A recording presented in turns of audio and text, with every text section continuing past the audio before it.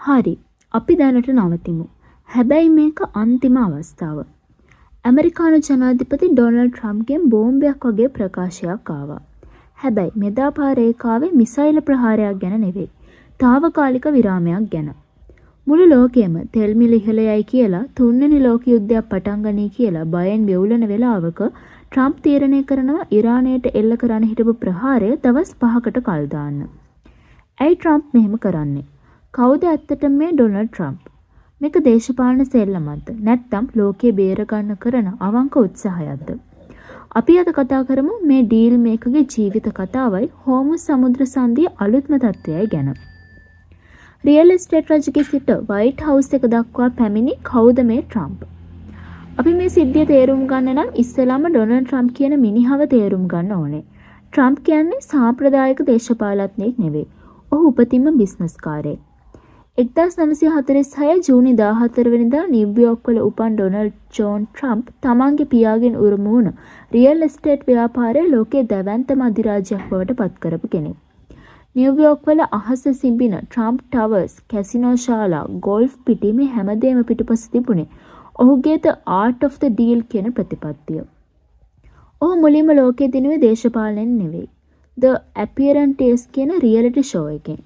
You are fired කියන වචන දෙකෙන් මුළු ඇමරිකාවම තමන්ගේ වසඟයට ගත්ත ට්‍රම්ප් 2016 දී හිතා ගන්න බැරි විදිහට ඇමරිකාවේ 45 වෙනි ජනාධිපති වුණා. ට්‍රම්ප්ගේ ස්ටයිල් එක හරිම සරලයි. එක්ක මම කියන දේ අහපන් නැත්නම් විපාක විඳපන්. ඉරානය එක දැන් කරන මේ ගේම් එකත් හරියට ඔහුගේ පැරණි බිස්නස් ඩීල් එකක් වගේ. ලෝකයේ මුළු තෙල් අවශ්‍යතාවයෙන් 120%ක්ම ප්‍රවාහනය කරන්නේ මේ පටු මුහුදු තීරයෙන්. සරලවම කිව්වොත් ඉරානය මේක වැහුවොත් ලෝකයේම වාහන ටික පාරේ නතර වෙනවා. තෙල් මිල අහස උසට යනවා. දැන් වෙලා තියෙන්නේ ඒකයි. ඉරානයේ මේ සමුද්‍ර සංධිය හරහා යන නැව් වලින් ඩොලර් මිලියන 2ක බදු මුදලක් අය කරන්න පටන් අරන්. මේක බද්දක් නෙවෙයි. ඉරානය ලෝකයට දෙන පණිවිඩයක්. අපේ පාලනයට යටත් වෙයන් කියලා. දැන්ටමත් මේ පාරේ නැව් ගමනාගමනය 105ක් අඩු වෙලා. ඒ කියන්නේ ලෝක ආර්ථිකයේ බෙල්ල ඉරානය විසින් හිර කරලායි තියෙන්නේ. ට්‍රම්ප්ගේ අල්ටිමේටම් එක සහ ඉරානයේ පවර් ප්ලාන්ට් තර්ජනය. ට්‍රම්ප් මේකට දුන්නේ කෙලින් පිළිතුරක්. පැය 48ක් ඇතුළත හෝමුස් සමුද්‍ර සංධිය විවෘත කරපන්. නැත්නම් උඹලගේ ලොකුම විදුලි බලාගාර ටික මම පොළවට සමතලා කරනවා.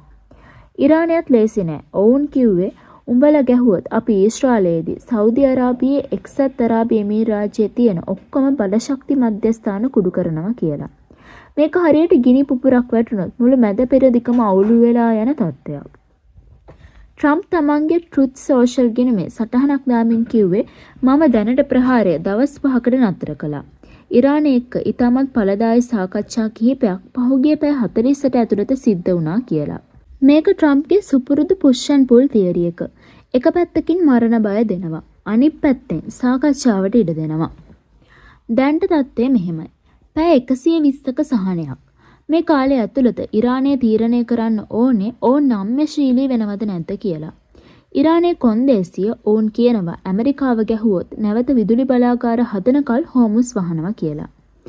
ලෝක වෙළඳපොළ තෙල් මිල තියෙන අස්ථාවර මට්ටමක ඕනෑම මොහොතක ලෝක ආර්ථිකය කඩා වැටෙන්න පුළුවන්. ට්‍රම්ප් උත්සාහ කරන්නේ ලෝකයේ හීරෝ වෙන්නද? නැත්නම් ඇමරිකාවේ බලය පෙන්වන්නද? ට්‍රම්ප්ගේ මුළු ජීවිතේම දිහා බැලුවම අපිට පේන දෙයක් තමයි ඔහු කවදාවත් ලොකු යුද්ධවලට යන්න කැමති නැති බව. ඔහු කැමති බය කරලා Tamanට ඕන දේ කරගන්න.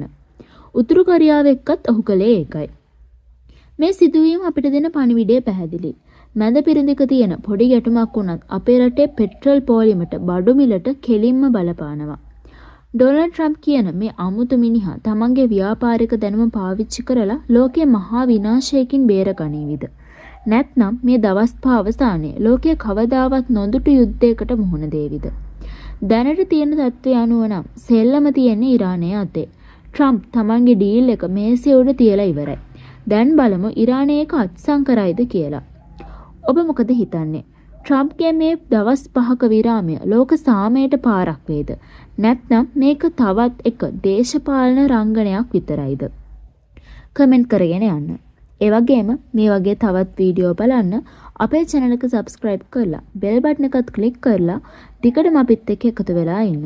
ඔයාලා හැමෝටම සුබ දවසක්.